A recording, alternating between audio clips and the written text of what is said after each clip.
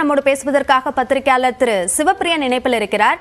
திரு சிவப்பிரியன், இப்போ நிதிஷ்குமார் ஏற்படுத்தியிருக்கக்கூடிய அந்த பிம்பம், அதாவது இது போன்ற ஆட்சி மாற்றம் என்பதும் கட்சிகளுக்கு கூட்டணிக்குள்ளாக மாறிக்கொண்டிருக்கக்கூடிய இந்த விஷயமும் மக்களிடம் தாக்கத்தை ஏற்படுத்துமா?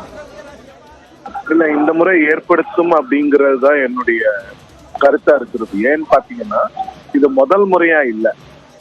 அவர் கடந்த 15 வருடங்களாக பாஜகவோடு இருந்துவிட்டு திரு மோடி அவர்களின் மீது உள்ள எதிர்ப்பினால் அவர் 2013ஆம் ஆண்டு பாஜக விட்டு வெளியில வராரு. பாஜக விட்டு வெளியில வந்த பிறகு ஆர்ஜேடியோடு ஒரு மிகப்பெரிய கூட்டணி அமைத்து 2015ஆம் ஆண்டு ஆட்சிக்கு வருகிறார். 17ஆம் ஆண்டு அவர்களை விட்டு மீண்டும் பாஜகவுக்கு செல்கிறார். 2020ஆம் ஆண்டு மிகப்பெரிய அளவில் வெற்றி பெறுகிறது. மிகப்பெரிய அளவுல மன்னிக்கணும், பட் ஒரு 15 சீட்டு இவங்களுக்கும் ஆர்ஜேடி காங்கிரஸ் அலையன்ஸுக்கும் இருக்கிற இதுல பிஜேபி இவரை மீண்டும் முதலமைச்சராக நியமிக்கிறாங்க. ஒரு 2 வருடத்துல மீண்டும் ஆர்ஜேடிக்கு வராரு. இப்போ 1.5 வருடத்துல திருப்பி பிஜேபி கிட்ட போறாரு.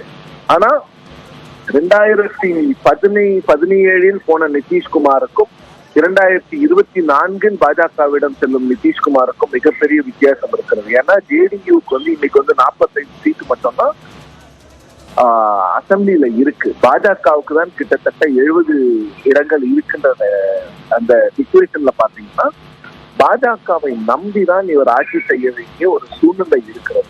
அந்த சூழ்நிலை இப்ப எப்படி இருக்கும் ஆட்சி செய்வதற்கு அப்படின்னு பாக்குறதுக்கு இன்னும் கொஞ்சம் மாதங்கள் தேவைப்பட்டாலும் கூட இந்த அரசியல், இந்த யூடர்ன்ஸ் இருக்குல்ல, இது மக்களிடையே ஒரு மிகப்பெரிய ஒரு எதிர்ப்பை கொண்டு வரும் தான் நான் நினைக்கிறேன்.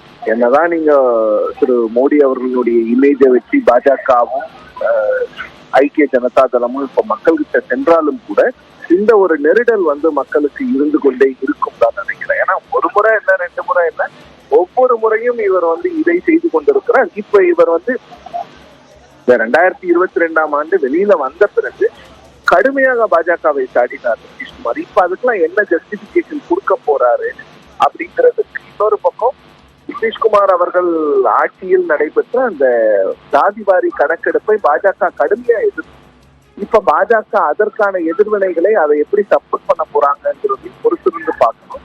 இது நிதிஷ்குமார் அவர்கள் இந்த மகாகட்பந்தன் கூட்டணியிலிருந்து வெளியில போய் பாஜகவோடு சேர்வது மட்டுமல்ல, இதற்கான விளைவுகள் எப்படி இருக்கும், மக்கள் இதை எப்படி ஏத்துக்க போறாங்கிறது தேர்தல்ல தான் தெரியும்.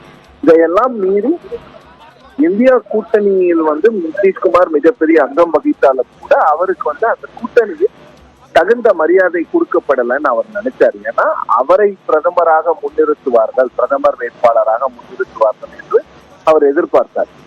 அந்த விஷயம் நடக்கலன்னும் போது நாம பாஜகவோடவே போயிடலாம் அப்படிங்கிறது தான் அவருடைய ஸ்ட்ராட்டஜி இருக்கிறதாக நான் பார்க்கிறேன்.